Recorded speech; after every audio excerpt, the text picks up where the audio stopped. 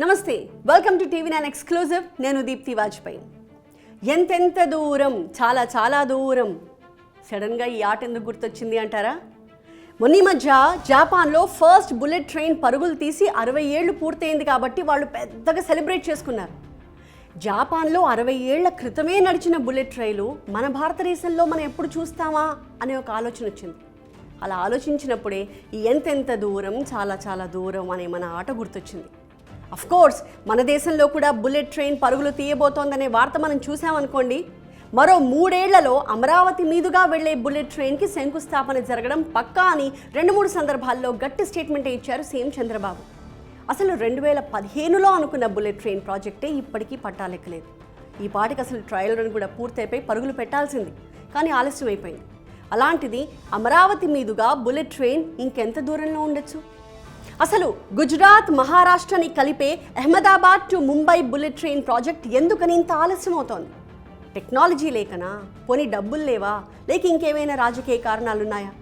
అన్ని డీటెయిల్గా చూద్దాం ఇవాళ ఎక్స్క్లూజివ్లో. డైరెక్ట్గా పాయింట్కి వచ్చేద్దాం. బుల్లెట్ ట్రైన్ నడపాలంటే దానికి ఒక సెపరేట్ టెక్నాలజీ కావాలి. ఇప్పుడు నడుస్తున్న రైళ్ల సిగ్నలింగ్ వ్యవస్థకి మించి ఉండాలి. అది మన దగ్గర లేదు. హై స్పీడ్తో వెళ్ళగలిగే బోగీలు కూడా కావాలి. అవి కూడా మన దగ్గర లేవు. బోగీలదేముంది, సరిగ్గా కాన్సన్ట్రేట్ చేస్తే తయారు చేసుకోవచ్చు. ఒకప్పుడు మెట్రో ట్రైన్ బోగీలను కూడా విదేశాల నుంచే దిగుమతి చేసుకున్నాం. మేక్ ఇన్ ఇండియా తర్వాత మనమే విదేశాలకు మెట్రో కోచ్లను ఎక్స్పోర్ట్ చేస్తున్నాం. కానీ ఇక్కడ సమస్యల్లా బుల్లెట్ ట్రైన్ నడపడానికి కావాల్సిన టెక్నాలజీ, అది మన దగ్గర లేనిది. ఒక ట్రైన్ నడపడానికి కావాల్సిన టెక్నాలజీని మనం తయారు చేసుకోలేమా? అంతరిక్ష రంగంలో తిరుగులేని విజయాలు సాధిస్తున్న భారతదేశం, రక్షణ రంగానికి సంబంధించిన మిస్సైల్స్ని సొంతంగా తయారు చేసుకుంటున్న మన భారతదేశం బుల్లెట్ ట్రైన్ నడపడానికి కావాల్సిన సిగ్నలింగ్ సిస్టమ్ని తయారు చేసుకోలేకపోతుందా? ఇదొకంత ఆశ్చర్యమే, కానీ అదే నిజం. కాకపోతే ఎందుకని మనం ఆ టెక్నాలజీని ట్రై చేయట్లేదు అన్నదానికి ఒక సమాధానం ఉంది.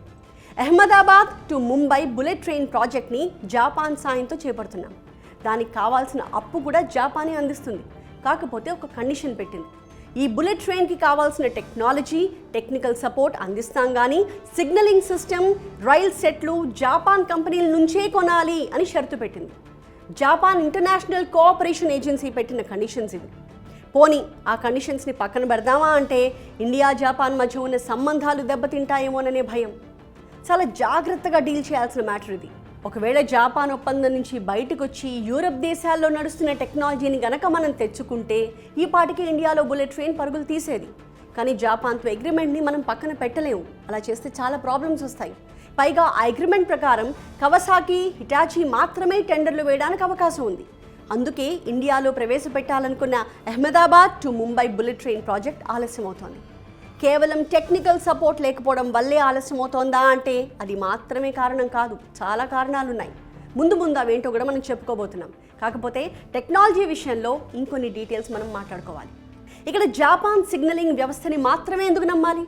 వాళ్ళు ఇస్తామన్న టెక్నికల్ సపోర్ట్నే మనం ఎందుకు తీసుకోవాలి? ఈ ప్రశ్నలకు సమాధానాలు చెప్పుకోవాలి. జపాన్లో బుల్లెట్ ట్రైన్ పరుగులకు 60 ఏళ్లు పూర్తయ్యాయని ఇందాక మనం చెప్పుకున్నాం కదా. జపాన్ నడిపిస్తున్న ఆ ట్రైన్లకి వాడుతున్న టెక్నాలజీ షింకన్సెన్. 60 ఏళ్ల నుంచి అందులో అప్డేటెడ్ వెర్షన్ తీసుకొస్తూ నడిపిస్తోంది జపాన్. ఈ సిగ్నలింగ్ సిస్టమ్ గురించి ఎంత గొప్పగా చెప్పుకున్నా తక్కువే. ఈ 60 ఏళ్లలో ఒక్క ప్రాణ నష్టం కూడా జరగలేదు అంటే దాని ట్రాక్ రికార్డ్ ఎలాంటిదో మనం అర్థం చేసుకోవాలి. అలాగని ప్రమాదాలే జరగలేదా అంటే జరిగాయి. బుల్లెట్ ట్రైన్లకు కూడా ప్రమాదాలు జరిగాయి. గంటకు 300 కిలోమీటర్లకు పైగా వేగంతో దూసుకుపోయి ప్రమాదానికి గురైనా సరే ఇప్పటి వరకు ఒక్క ప్రాణం కూడా పోలేదు. ఈ 60 ఏళ్లలో ఏనాడు అలాంటి పరిస్థితే రాలేదు. షింకాన్సెన్ సిస్టమ్ ఎంత పర్ఫెక్ట్ అంటే ప్రమాదాలకు అవకాశమే లేదంతే. ఎదురెదురుగా వచ్చి ఢీకొట్టుకోవడం అనే ఛాన్సే లేకుండా తయారు చేశారు ఆ వ్యవస్థని. గతంలో 2 సార్లు ఈ ట్రైన్ పట్టాలు తప్పినా అది టెక్నాలజీ ఫెయిల్యూర్ అయితే కాదు. పైగా ఆ 2 సందర్భాల్లో కూడా ఒక్క ప్రాణం కూడా పోలేదు. ఇందులో ఉండే automatic train control system bullet ట్రైన్ని 1000 కళ్ళతో చూస్తూ ఉంటుంది. ఎప్పుడైనా మితిమీరిన స్పీడ్ అందుకుంటోంది అనగానే ఆటోమేటిక్గా స్పీడ్ కంట్రోల్ అయిపోతుంది. జపాన్లో భూకంపాలు తరచుగా వస్తూ ఉంటాయి. అయినా సరే బుల్లెట్ ట్రైన్పై ఎలాంటి ఎఫెక్ట్ పడలేదు. కారణం, భూ ప్రకంపనలు రాగానే ఆటోమేటిక్గా పవర్ కట్ అయిపోతుంది. వెంటనే power failure detection system rapid స్పీడ్తో రియాక్ట్ అయ్యి ఎమర్జెన్సీ బ్రేక్స్ వేస్తుంది. అంటే డ్రైవర్ అప్రమత్తమయ్యే లోపే ఇవన్నీ జరిగిపోతాయి. అందుకే షింకాన్సెన్ టెక్నాలజీ అంత గొప్పది. ఇప్పుడు తెలిసిందిగా జపాన్ టెక్నాలజీనే, ఆ దేశం ఇస్తామనే టెక్నికల్ సపోర్ట్నే మనం ఎందుకు తీసుకోవాలనుకుంటున్నామో? మనకి జపాన్ సపోర్ట్ చేయొచ్చుగా, ఆ టెక్నాలజీని మనకి ఇచ్చేయొచ్చుగా, ఎందుకని ఆలస్యం చేస్తున్నారు? దీనికి కూడా కొన్ని కారణాలు ఉన్నాయి. ఇండియా జపాన్ మధ్య బుల్లెట్ ట్రైన్ ప్రాజెక్ట్ అగ్రిమెంట్ అయితే కుదిరింది, కానీ రోలింగ్ స్టాక్ విషయంలోనే ఒక అంగీకారం కుదరలేదు అని వార్తలు వస్తున్నాయి. రోలింగ్ స్టాక్ అంటే మీనింగ్ బుల్లెట్ ట్రైన్కి కావాల్సిన రైలు సెట్లు, సిగ్నల్ సిస్టమ్, ఇతర టెక్నికల్ సపోర్ట్ ఇవన్నీ అన్నమాట. ఇస్తారు సరే, ఇంతకు ఎంత ధరకు అనే దగ్గరే చర్చలో ఒక అడుగు ముందుకు ఒక అడుగు వెనక్కు అన్నట్టుగా నడుస్తున్నట్టు తెలుస్తోంది. ఆ ఖర్చుల విషయంలోనే ఇండియా జపాన్ కంపెనీల మధ్య ఎటూ తేలలేదు అంటున్నారు. ఇండియాలో బుల్లెట్ ట్రైన్ ఆలస్యానికి ఇది కూడా ఒక కారణం. కానీ ఈ ప్రాబ్లం కూడా త్వరలోనే పరిష్కారం కాబోతోంది. కొన్ని సోర్సెస్ ప్రకారం జపాన్ ప్రభుత్వంతో చర్చలు జరుగుతున్నాయి. రైల్వే మంత్రి అశ్విని వైష్ణవ్ బుల్లెట్ ట్రైన్ అధికారులతో కలిసి జపాన్లో 3 రోజుల పాటు పర్యటించారని, ఆ సమయంలో వీటన్నిటిపై చర్చలు జరిగాయని చెప్తున్నారు. అవసరమైతే ప్రధాని మోదీ కూడా జపాన్లో పర్యటిస్తారంటున్నారు. బహుశా వచ్చే నెలలో జపాన్ టూర్ ఉండొచ్చని, ఆ సమావేశంలో బుల్లెట్ ట్రైన్ ప్రాజెక్ట్కి అడ్డొస్తున్న ఈ సమస్యలన్నిటి పరిష్కారం జరుగుతుంది అని అంటున్నారు. So we'll have to wait and see. Bullet train project ఆలస్యానికి కేవలం టెక్నికల్ సపోర్ట్ మాత్రమే కాదు, ఇంకా చాలా కారణాలు ఉన్నాయి. మనం ఇందాక చెప్పుకున్నాం కదా. అందులో ప్రధానమైనది ప్రాజెక్ట్ కాస్ట్. 2014-15లో ఈ ప్రాజెక్ట్ని టేకప్ చేసినప్పుడు 98,000 కోట్ల రూపాయలు ఖర్చు అవుతుంది అని అంచనా వేశారు. 2020 నాటికి 1,10,000 కోట్ల రూపాయలకు అది పెరిగింది. నిజానికి 2022లోనే ఈ ప్రాజెక్ట్ పూర్తయిపోయి పరుగులు పెట్టాల్సింది. కానీ భూసేకరణ, కరోనా కారణంగా ఆలస్యమైపోయింది. ఆ ఆలస్యం ప్రాజెక్ట్ కాస్ట్ని మరింత పెంచేశాయి. ప్రస్తుతం ఈ ప్రాజెక్ట్ పూర్తి కావడానికి కనీసం మరో 2 ఏళ్లకు పైనే పడుతుందని అంచనా వేస్తున్నారు. సో 1,00,000 కోట్లు అవుతుంది అనుకున్న ఖర్చు ఇప్పుడు 1,65,000 కోట్ల రూపాయలు అవ్వచ్చని చెప్తున్నారు. ఈ మొత్తం రుణంలో 88,000 కోట్ల రూపాయల రుణం జపాన్ ఇస్తోంది. అది కూడా 0.01% వడ్డీకి, అంటే ఆల్మోస్ట్ 0 వడ్డీకి లోన్ ఇస్తోంది. అందుకేగా తమ దేశ కంపెనీల నుంచే టెక్నాలజీ, రైల్ సెట్స్ అన్నీ కొనాలి అనే కండిషన్ పెట్టింది. అంత తక్కువ వడ్డీకి రుణం తీసుకునేందుకు ఒప్పందం చేసుకున్నాం కాబట్టే జపాన్ అగ్రిమెంట్ని కాదనలేని పరిస్థితి వచ్చింది. కాకపోతే 1,60,000 కోట్ల రుణంలో సగానికి సగం జపాన్ బ్యాంకులు ఇచ్చినప్పటికీ మిగతా 80,000 కోట్ల రూపాయలు ఎక్కడి నుంచి తీసుకురావాలి? కేంద్రం కొంత భరిస్తుంది, మిగిలింది మహారాష్ట్ర, గుజరాత్ రాష్ట్రాలు భరించాల్సింది కొంతే అయినా ఆ భారం కూడా ఎక్కువే ఇప్పుడు. అందుకే ఈ ప్రాజెక్ట్ కాస్ట్ అత్యంత ప్రధానమైన సమస్య. ఉద్ధవ్ ఠాక్రే మహారాష్ట్ర సీఎంగా ఉన్నప్పుడు సామ్నాకి ఇచ్చిన ఒక ఇంటర్వ్యూలో బుల్లెట్ ట్రైన్ ప్రాజెక్ట్ని తెల్ల ఏనుగు అంటే అభివర్ణించారు. అంటే ఖర్చు ఎక్కువ, ఆదాయం తక్కువ అని. ఒక్క ప్రాజెక్ట్కి 1,50,000 కోట్లు ఖర్చు పెట్టడం అవసరమా అనేది ఆయన ఉద్దేశం. బహుశా మీకు తెలుసు అనుకుంటా, అంతటి అమెరికాలోనే బుల్లెట్ ట్రైన్లు లేవు. అభివృద్ధి చెందిన చాలా దేశాల్లో కూడా బుల్లెట్ ట్రైన్స్ లేవు. ఎందుకంటే ఆ దేశాల్లో ట్రైన్ జర్నీ కంటే ఫ్లైట్లో వెళ్ళడం వల్లే ఖర్చు తక్కువ. ప్రస్తుతం అహ్మదాబాద్, ముంబై మధ్య దూరం 508 కిలోమీటర్లు. జపాన్లో బుల్లెట్ ట్రైన్లో ఇదే 500 కిలోమీటర్ల ప్రయాణానికి అక్కడ ఛార్జ్ చేస్తున్న టికెట్ ధర ఎంతో తెలుసా? ఏకంగా 13,000 రూపాయలు. అంటే దాదాపు 2.5 గంటల ప్రయాణానికి 13,000 రూపాయలు చెల్లిస్తున్నారు జాపనీస్. వందే భారత్ వంటి రైళ్లలోనే దాదాపుగా ఫ్లైట్ రేట్ అంత ఛార్జెస్ ఉంటున్నాయి. అలాంటిది ఫ్లైట్ రేట్ల కంటే బుల్లెట్ ట్రైన్ టికెట్ ధరలే ఎక్కువగా ఉండే ఛాన్స్ ఉంటుంది ఇప్పుడు. అలాంటప్పుడు విమానం ఎక్కాలనుకుంటారా లేక బుల్లెట్ ట్రైన్ ఎక్కాలనుకుంటారా? భారత్లో ట్రైన్ ఛార్జెస్ చాలా తక్కువే, కానీ అమెరికా, జపాన్తో పాటు చాలా దేశాల్లో ట్రైన్ ఛార్జీలే ఎక్కువ. ఇందాక మనం చెప్పుకున్నాంగా జపాన్లో టికెట్ రేట్ ఎంతో. అమెరికాలో కూడా ట్రైన్ టికెట్ ఛార్జెస్ ఎక్కువే. పైగా ఇండియాలో ప్రయాణికుల ద్వారా ఇండియన్ రైల్వేస్కి వస్తున్న లాభం అంతంత మాత్రమే.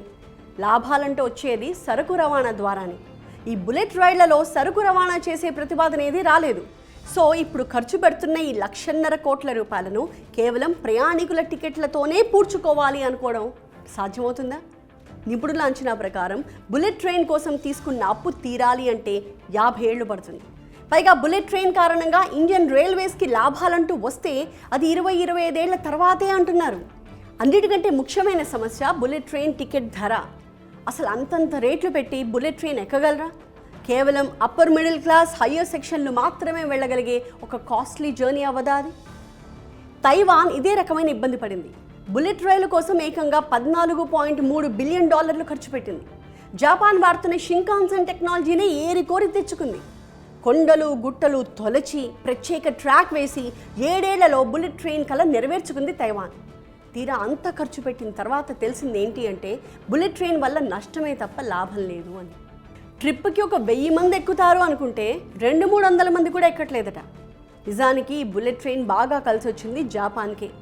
జపాన్ ఆర్థిక వ్యవస్థని రెట్టింపు చేయడం కోసమే ప్రత్యేకంగా బుల్లెట్ ట్రైన్స్ని తీసుకొచ్చారు. హిరోషిమా, నాగసాకిపై అణుబాంబులు పడిన తర్వాత ఆ దేశ ప్రజల్లో కసి పెరిగింది. జపాన్ని నెంబర్ 1 ఆర్థిక వ్యవస్థగా మార్చాలనే కసి వారిది. అందుకు బుల్లెట్ ట్రైన్లు కూడా అవసరం అవుతాయని భావించి టెక్నాలజీని తయారు చేసుకున్నారు. అణుబాంబులు పడిన 20 ఏళ్లలోనే ఏకంగా ఒలింపిక్స్ని నిర్వహించేందుకు ముందుకొచ్చింది జపాన్. ఆ ఒలింపిక్స్కి 10 రోజుల ముందు బుల్లెట్ ట్రైన్స్ని ట్రాక్ మీదకి తీసుకొచ్చింది. దానివల్ల టూరిజం బాగా పెరిగింది, ఇండస్ట్రియలిస్టులకు బాగా పనికొచ్చింది. ఎంత దూరమైనా గంటల్లో వెళ్ళొచ్చే సౌకర్యం ఏర్పడడంతో జపాన్ ఆర్థిక వ్యవస్థకు బాగా పనికొచ్చిందని. ఒక విధంగా బుల్లెట్ ట్రైన్ అనేది జపాన్ ఆర్థిక వ్యవస్థలో ఒక భాగం. మరి మన దగ్గర బుల్లెట్ ట్రైన్ ఆ రకమైన ఎకానమీ బూస్టర్గా మారగలుగుతుందా? సరే, ప్రాజెక్ట్ పూర్తవ్వక ముందే అనుమానాలు పెట్టుకుంటే ఇంకెప్పటికీ భారత్లో బుల్లెట్ ట్రైన్ని చూడలేం. నిజానికి ప్రాజెక్ట్ కాస్ట్ తప్పితే దీనివల్ల లాభాలున్నాయి. ఎవరినో ఎందుకు, జపాన్ గురించే చెప్పుకుందాం. బుల్లెట్ ట్రైన్లు ప్రయాణ సమయాన్ని తగ్గించడమే కాదు, బుల్లెట్ ట్రైన్ నెట్వర్క్ని చిన్న పట్టణాలు, గ్రామాలకు కూడా కనెక్ట్ చేయడంతో పెద్ద నగరాలతో అనుసంధానం పెరిగి చిన్న పట్టణాల అభివృద్ధికి కూడా కారణమవుతుంది. కొత్తగా ఉద్యోగాలు పుట్టుకొచ్చాయి, జపాన్లో పరిశ్రమలు ఏర్పాటయ్యాయి. ఇక టూరిజం డెవలప్మెంట్ అయితే మామూలుగా జరగలేదు. మెయిన్గా ఈ 60 ఏళ్ల బుల్లెట్ ట్రైన్ రికార్డ్ అమోఘం. ఎప్పుడైనా ఒక 30 సెకండ్లు లేటుగా వచ్చి ఉండొచ్చు, కానీ నిమిషానికి మించి ఆలస్యంగా ఎప్పుడూ నడిచిందే లేదు. అలాంటి ట్రాక్ రికార్డ్ మెయింటైన్ చేసింది జపాన్. ఈ ఘనత వల్లే ఒక్కసారి బుల్లెట్ ట్రైన్ ఎక్కుదాం అనే భావనను పర్యాటకుల్లో కలిగించింది. ఇవే పాజిటివ్ అంశాలు అహ్మదాబాద్, ముంబై బుల్లెట్ ట్రైన్కి కూడా ఉన్నాయంటున్నారు. బుల్లెట్ ట్రైన్ని ముంబైకి కనెక్ట్ చేయడానికి కారణం దేశ ఆర్థిక రాజధాని కావడమే. Indian stock markets, finance hubs, multinational కంపెనీలకు కేంద్రం ముంబై. ముంబై నుంచి వ్యాపార ప్రయాణాలు ఎక్కువగా జరిగేది గుజరాత్కే, ముఖ్యంగా అహ్మదాబాద్కి. అహ్మదాబాద్ అనేది Gujarat trade centre. Textiles, pharma, చిన్న మధ్య తరహా పరిశ్రమలకు కేంద్రం. పైగా ముంబై నుంచి అహ్మదాబాద్కి బుల్లెట్ ట్రైన్ వేస్తే ఆ పరిసర ప్రాంతాల్లో భారీ పారిశ్రామిక అభివృద్ధి కూడా జరుగుతుంది. మెయిన్గా ఆటోమొబైల్ ఇండస్ట్రీ, డైమండ్ కటింగ్ పరిశ్రమలకు లాభం జరగచ్చు. కేవలం వ్యాపారం కోసమే కాదు, టూరిజం డెవలప్మెంట్కి కూడా Ahmedabad Mumbai bullet train help కాబోతోంది. ముంబైలోని gateway of India, marine drive, Elephanta గుహలు, Lonavala Khandala, Bhushi dam, tiger leap point, Karla గుహలు, సూరత్లోని డైమండ్ సిటీ, డంచా బీచ్, డచ్ గార్డెన్స్, వడోదరలోని లక్ష్మీ విలాస్ ప్యాలెస్, షాయాజీ బాగ్, అహ్మదాబాద్లోని సబర్మతి ఆశ్రమం, సర్దార్ వల్లభాయ్ పటేల్ విగ్రహం, statue of unity, Gir national park, వీటన్నిటికీ అనుసంధానమే నడుస్తుంది బుల్లెట్ ట్రైన్. అందుకే అమరావతికి కూడా బుల్లెట్ ట్రైన్ కనెక్ట్ చేయమంటున్నారు సీఎం చంద్రబాబు. సౌత్ ఇండియాలో 4 ముఖ్యమైన నగరాలను కలిపేలా ప్రాజెక్ట్ని ప్లాన్ చేయమని కేంద్రాన్ని అడిగారు. హైదరాబాద్, అమరావతి, చెన్నై, బెంగళూరుని లింక్ చేస్తూ బుల్లెట్ ట్రైన్ వేస్తే ఈ నగరాల ఎకానమీ మరింత పెరుగుతుంది అని చెప్తున్నారు. బుల్లెట్ ట్రైన్ వల్ల లాభాలున్నాయి కాబట్టే 2027 నాటికి ఈ ప్రాజెక్ట్ పనులు ప్రారంభిస్తాము అంటూ అంత గట్టిగా స్టేట్మెంట్ ఇచ్చారు ఏపీ సీఎం. కాకపోతే ధర ఒక్కటే ఇక్కడ సమస్య.